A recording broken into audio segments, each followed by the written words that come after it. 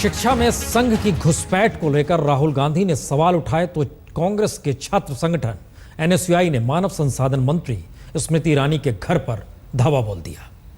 इससे नाराज स्मृति ईरानी ने राहुल गांधी को खुली बहस के लिए ललकार दिया।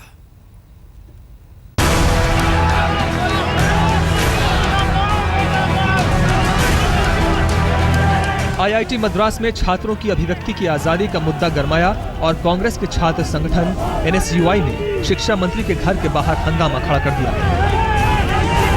सरकार पर छात्रों की आवाज दबाने के आरोप लगाते हुए राहुल गांधी ने ट्वीट किया,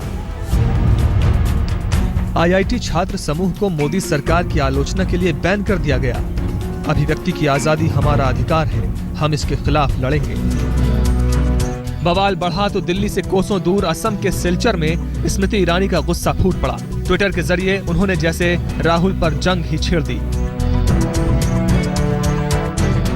कल आपने एनएसयूआई से कहा था कि वो हंगामा फैलाए। आज आपके गुंडे मेरे घर आए जब मैं काम पर गई हुई थी। अपने आदमियों को बता दीजिएगा कि लोकसभा चुनाव के वक्त भी अमेठी में मुझे डराने की कोशिश हुई थी, लेकिन मैं डरी नहीं। वो अब भी मुझे डरा नहीं सकते। राहुल गांधी से स्मृति ईरानी की सीधी टक्कर अमेठी के चुनावी मैदान से ही शुरू हो गई थी। चुनावी घमासान में तो राहुल जीते, लेकिन केंद्रीय मंत्री बनकर स्मृति का रुतबा बढ़ा रहा।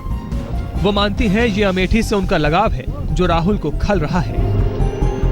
मेरे बार बार अमेठी में जाने से मैंने एक वक्तव्य अमेठी में भी दिया था कि अमेठी की जनता को ज़्यादा दर्शन होंगे उन नेताओं के जो अमेठी में सिर्फ चुनाव के वक्त नज़र आते थे, और मेरा ये वाक्य सच होता नज़र आ रहा है।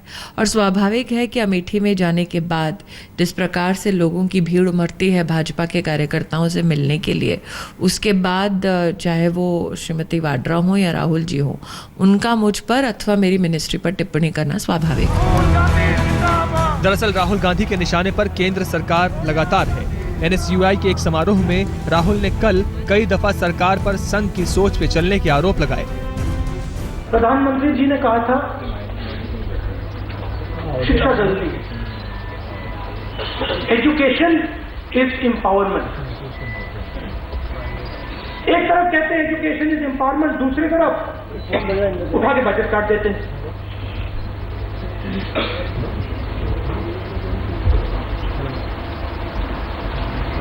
आरएसएस का पूरा हाथ एजुकेशन मिनिस्ट्री में डाल रहे हैं। मैं इतना ही कहना चाहूँगी कि अगर राहुल गांधी ने आह्वान किया है वो भी आज के देश के युवा को कि आप कानून भंग करें, तो मुझे लगता है कि वो एक गैर संवैधानिक बयान है।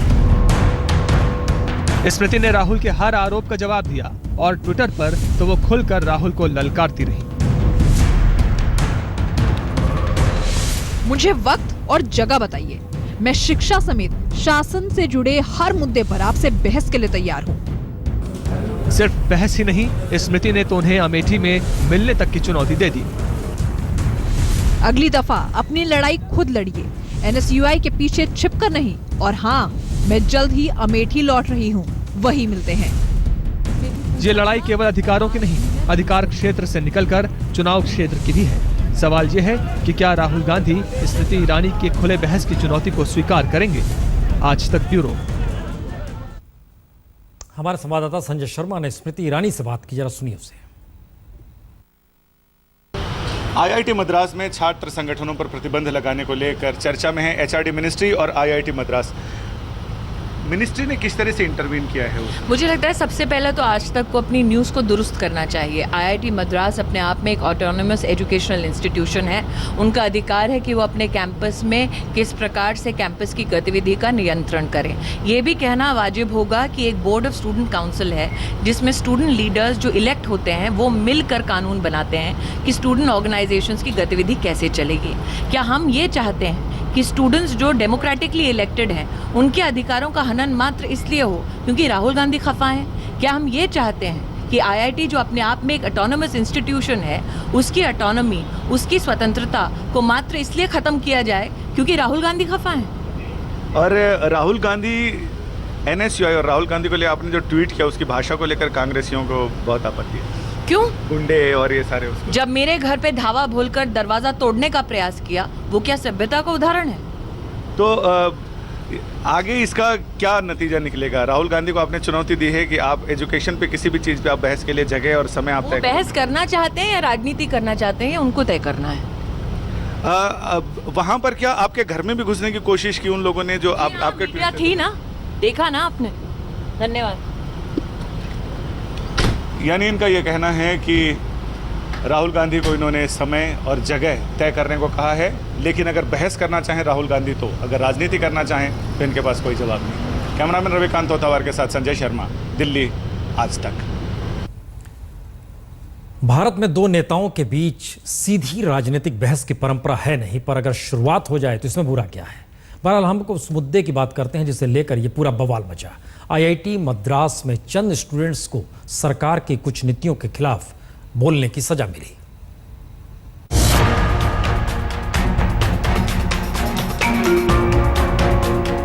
क्या सरकार के खिलाफ बोलना मना है?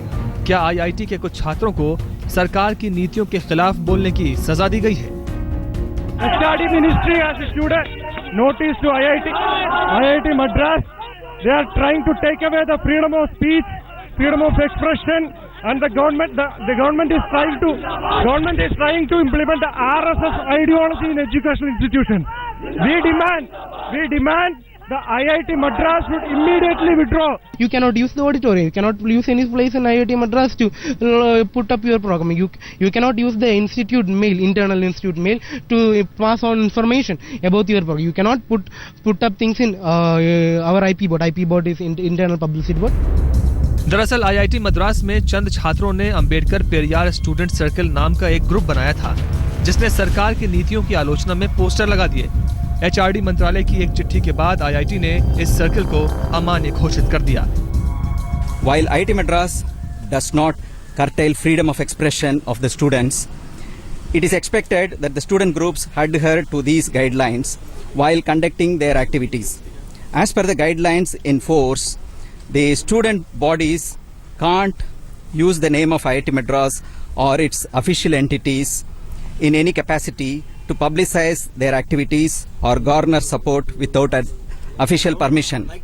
This group has violated the guidelines while conducting their meeting.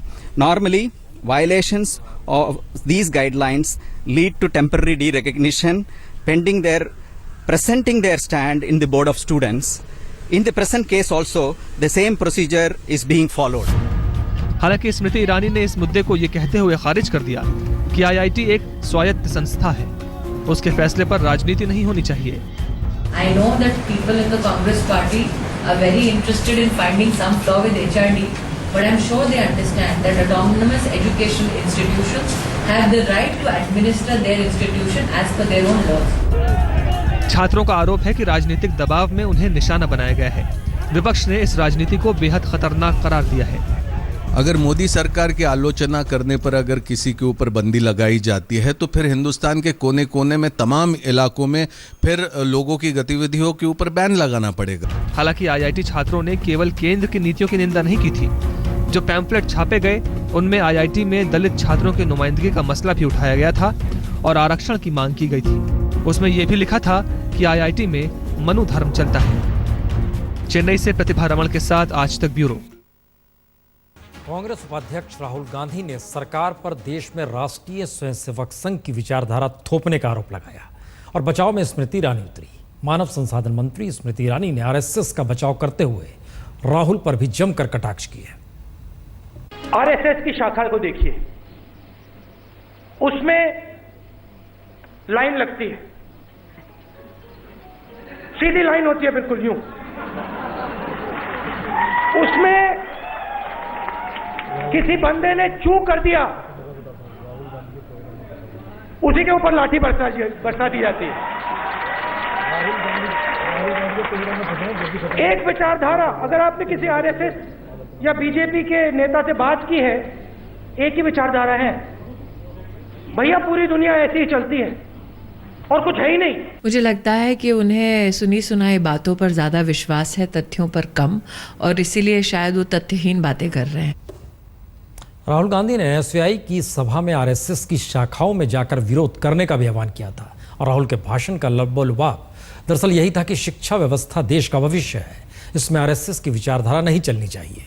Congress हर उस जगह पर जाएगी जहां ये विचारधारा थोपी जाएगी।